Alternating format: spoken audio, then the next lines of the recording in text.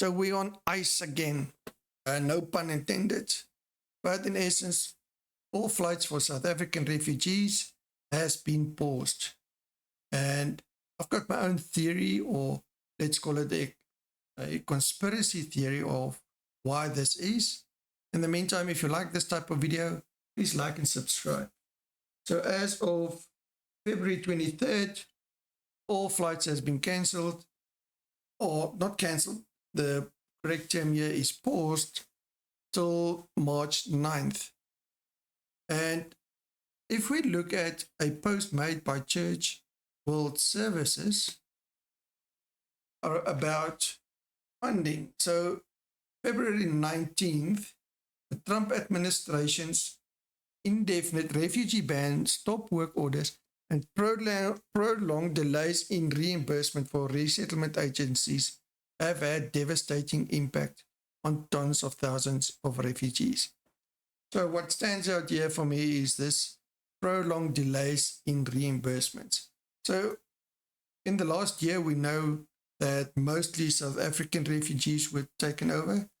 So there's very few other reimbursements that needed to be done, except for the South African refugees. So was there, or is there, a bottleneck when it comes to the reimbursements from the government to the Church World Services? Now, might the governments have said, well, you've got problems at this and this and this locations, so we're delaying the reimbursements until that's fixed?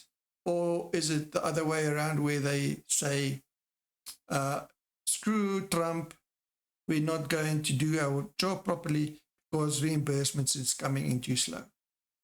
Either way, it does impact the refugees going over. And might this also have an impact on how fast the process is going? Because the first problem is some refugees has been notified, got tickets is ready, whatever, and now they don't have money to pay for those tickets, Church World Service that is, and then they're like, okay, well, then you're not going to fly until the government pays us. And then the other problem is this also a reason why so many people get approved but wait ages for the actual flight tickets?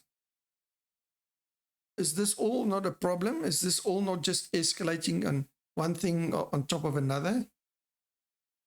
But the bottom line for me is, I think this is definitely one or a major problem, because the dates is just on the 19th, they put out this notification. On the 20th, the people start getting this letter of your flights has been paused. And once again, remember, there's a difference between saying your flights has been paused versus your flights has been cancelled. And when it comes to pause, why would they say pause? It might just be because, well, they've put in their paperwork, everything, and they got word, you will be paid on the 9th. Again, conspiracy theory, my own opinion. So yeah, that's something I'm thinking there should be a link to this. There's no way. I don't know. It just doesn't make, anything else doesn't make sense. There's so many other speculations about the Iran thing and you name it. But for me, that it just doesn't fit. This, in my opinion, is a direct link, and it actually makes sense.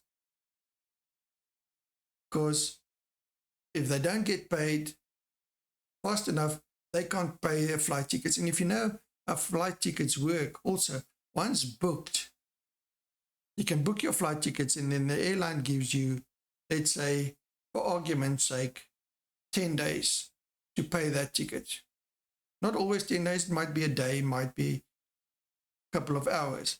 But that's how it works. And they might do that. They might book the ticket, and then that time comes, and then they say, oh shit, we haven't been paid yet, so flight's not going ahead. Problem with that, however, is the impact on people that has been notified that your flight tickets are ready, you're going to fly. They sell everything and they get rid of everything. They move closer to a hotel or something, and now they stranded again. In my opinion, that notification, once they get that notification, it should be booked and paid for.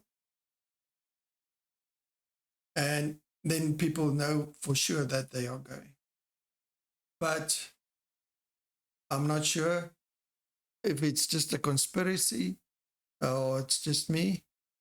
But I think they get to a point, they made the bookings, and then they think they've got the government or Trump administration on the short and curlies and say, well, we've made these booking for 200 passengers or refugees. You have to pay immediately. And then we know Trump, and he's like, no, you'll get your payment when you should get it. And they might just not be willing or able financially to wait for that. So, and then is that a link to the poor service that we've been getting in some cases? All speculation. Remember, it's all speculation. And then in a lesser degree is the Supreme Court's rejection of the Trump tariffs. Trump lost that court case. How much of an impact does this have? Personally, I don't think as much, but we never know. The main thing for me here is this prolonged delays in reimbursement. So let me know what you think in the description, guys. Please like and subscribe. And for those that's stranded now, I hope you guys get sorted quickly. Thank you for watching. Like and subscribe.